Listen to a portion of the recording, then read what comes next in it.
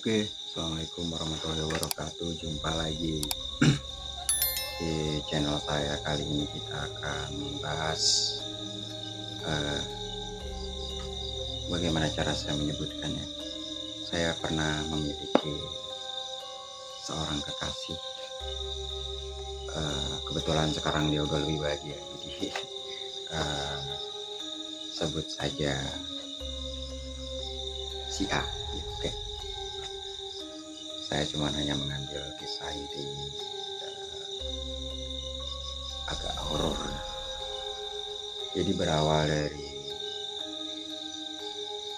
saya pulang merantau, ya habis gajian juga tentunya, dan capek jenuh ya dengan pekerjaan yang berbulan-bulan gitu dan itu aja. Jadi akhirnya saya sedikit refreshing. Malam itu saya jalan-jalan, masih agak sore ya, saya habis sisa gitu, saya jalan-jalan agak jauh dari desa saya. Saya melihat seorang perempuan ya lumayan terlihat terlihat bikin penasaran di jalan kaki. Sementara di situ agak jarang rumah ya. Di pinggiran kota, cuman agak pas ada tanah warga mungkin yang agak luas, jadi terkesan agak sepi. Itu dia jalan kaki tanpa cahaya, hanya pakai penerangan handphone. Saya pas lewat, nah itu saya tanya kan, permisi mbak, mau kemana ya? Oh enggak mas, mau sini aja. Jauh enggak? Maksud saya daripada jalan kaki, saya anterin yuk. Soalnya iseng banget ya, zaman sekarang udah jarang yang namanya orang jalan kaki apalagi malam. Oke nggak apa-apa kata dia kalau nggak keberatan. Tapi saya juga sebenarnya ngeri-ngeri sedap. Cantik sih cantik, tapi nanti takutnya seperti di film-film gitu teman-teman. Tapi ternyata alhamdulillah itu orang beneran ya. Dia mau dan bercerita lah. Oh ternyata dia habis dari konter gitu sambil cari udara segar lah. Ternyata dia bekerja di satu rumah makan. uh, Panjang ceritanya ya, akhirnya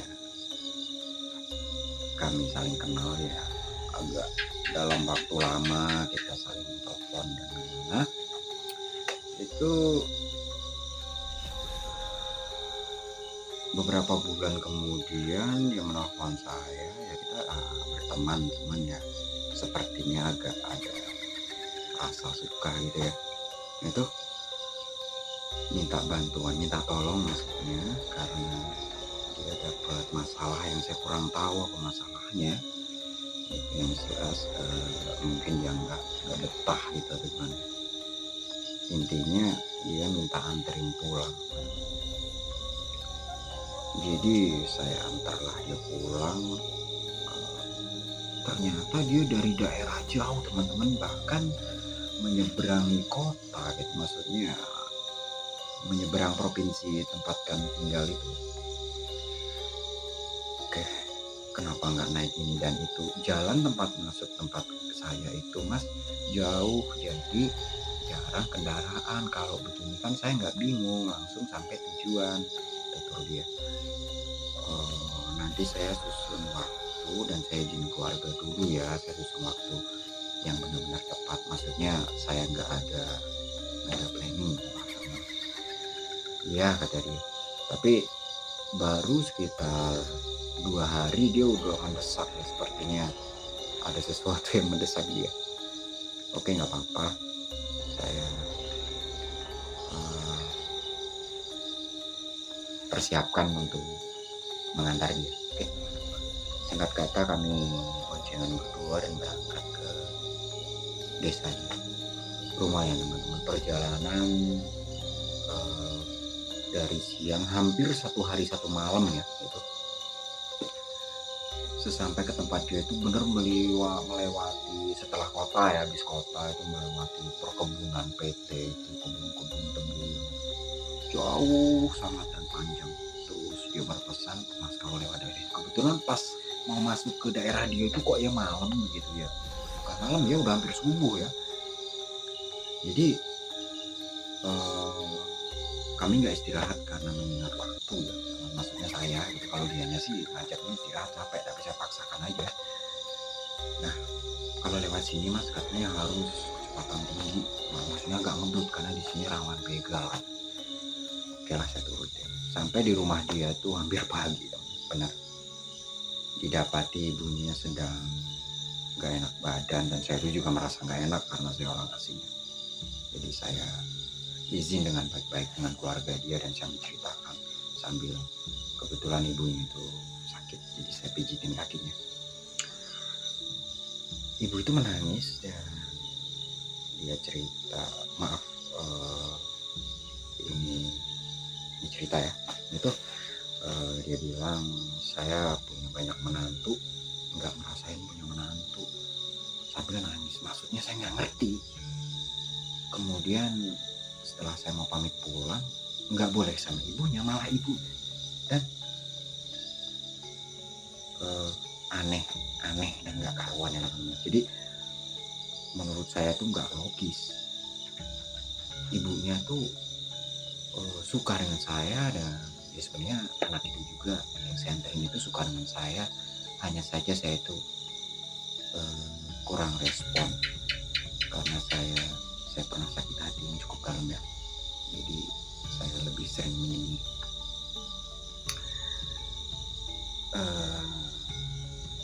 Si ibu tadi memaksa saya, maksudnya meminta tolong dengan saya, memohon dengan saya agar kami bersama gitu. Saya bilang, dan itu belum pulang, saya masih hanya bawa satu pakaian dan baju pakaian ya, maksudnya cuma yang pakai di badan, dan saya tidak bawa banyak uang karena saya hanya bawa pas-pasan gitu. Semua keluarga besar berkumpul dan merayakan acara. Sebenarnya saya sangat gak karu-karuan hari itu.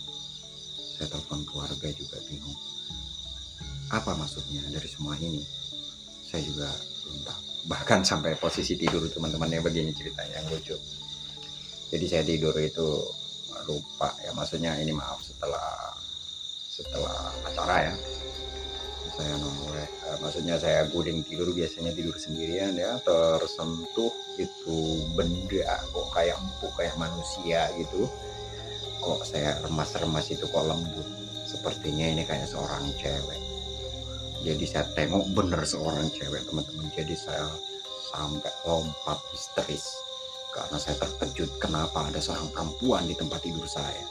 Setelah saya teriak dia bangun, oh ya saya baru sadar ternyata saya punya istri. Maaf, itu yang agak lucu.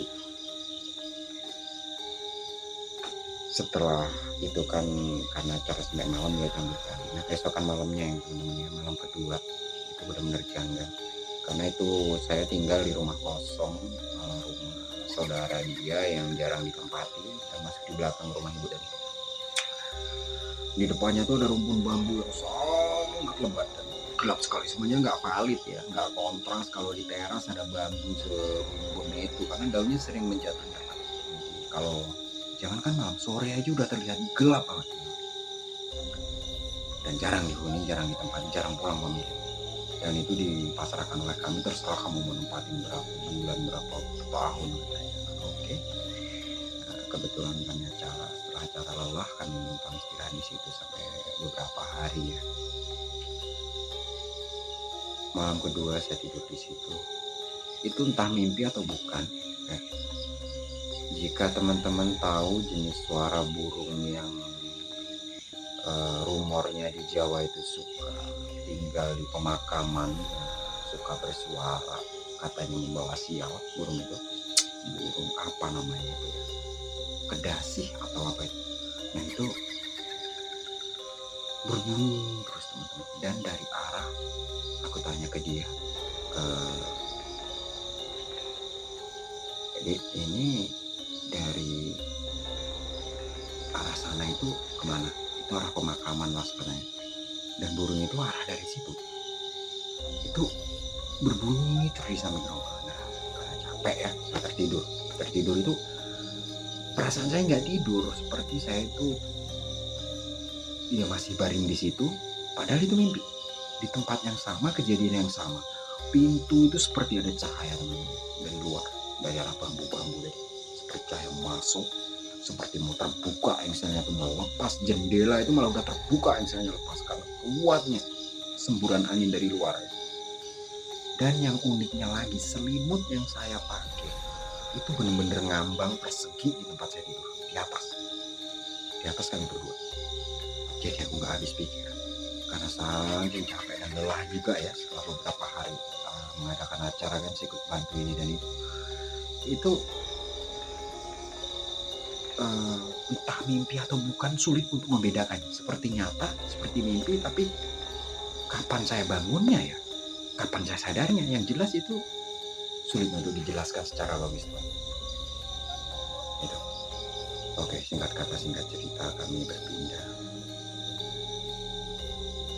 Maksudnya pulang dan berpindah. Saya maksudnya dapat job di daerah yang agak jauh ya, lagi-lagi menyeberang provinsi.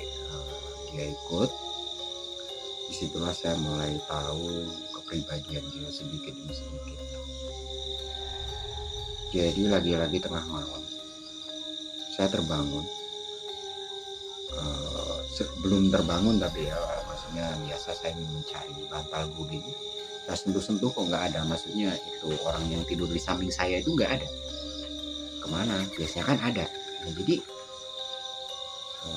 secara perlahan saya kan terbangun ya, mata saya terbuka, itu udah nggak ada.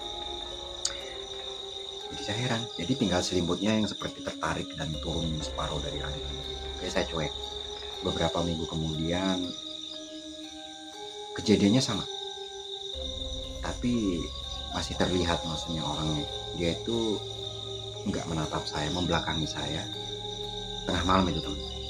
Dia benar-benar, saya belum pernah melihat dia menari selentur itu. Dari jari jemari tubuhnya itu benar-benar seperti penari profesional, hanya saja tidak bersuara dan tidak menatap saya. Saya tidak berani bicara, ada rasa takut dan rasa heran.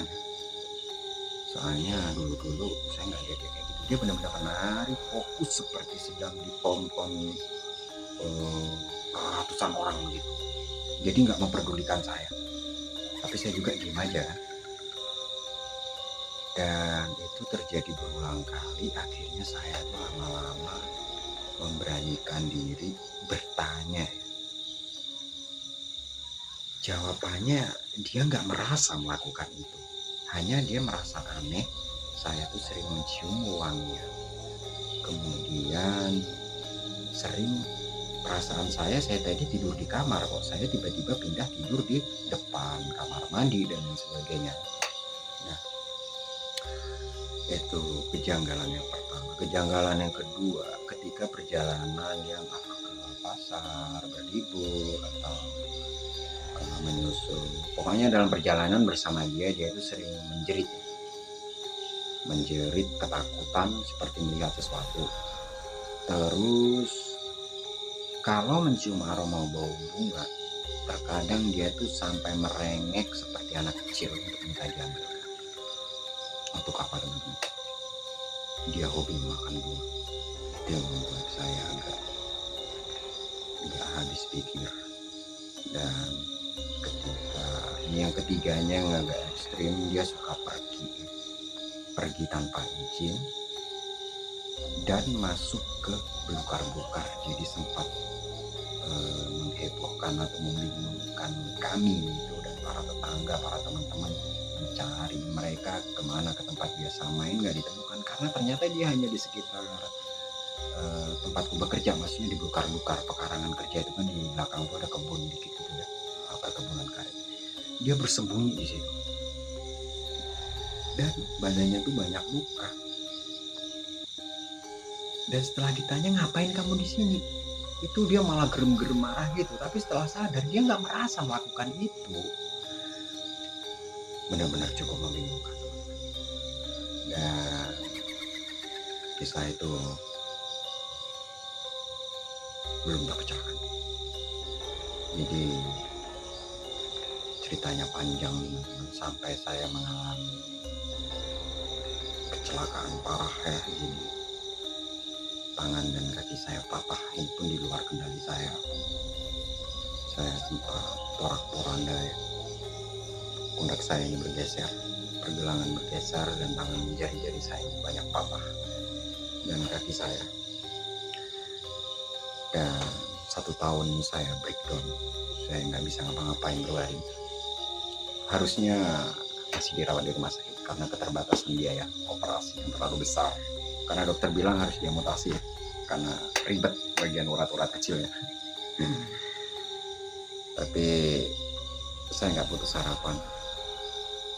Saya nggak nyangka saya bisa jalan lagi, dan saya nggak nyangka masih hidup. Masih ada misteri yang tersimpan atau terpendam di sini. Saya masih belum mampu mengingat, masih ada file-file hilang di kepala saya. Yang saya ingat adalah saat mau kejadian dan setelah kejadian. Jadi itu jaraknya berkilo-kilo. Masih ada memori saya yang ingat. Jadi nanti kalau udah ingat, saya pasti akan ceritakan atau review di pertemuan selanjutnya. Kenapa saya kok bisa sampai mengalami seperti ini. Nanti kita nantikan di sambungan episode cerita. Maksudnya kelanjutan kisah ini. Jadi maaf, pasangan saya memiliki keanehan atau mungkin misteri, suka menari tengah malam, dan sampai saya kecelakaan. Kita sambung di pertemuan selanjutnya, di lain waktu maksud saya, karena kepala saya juga sempat retak teman-teman ya di belakang ini. Jadi masih ada hal yang belum mampu saya ingat. Bukan cuma untuk menceritakan, tapi saya juga akan review tempat-tempat di mana saya kecelakaan terjadinya, di mana saya mulai lupa ingatan, dan kapan saya mulai ingat lagi. Tapi fase itu, pokoknya saya udah nggak ingat sampai sekarang ya. Ada yang terhapus ya. Bahkan bukan cuma itu aja, saya juga merasakan ada yang berbeda, ada yang nggak logis, mungkin karena benturan terakhir. Oke teman-teman, terima kasih banyak atas kesetiaan Anda. Salam jumpa kembali di channel berikutnya. Assalamualaikum warahmatullahi wabarakatuh.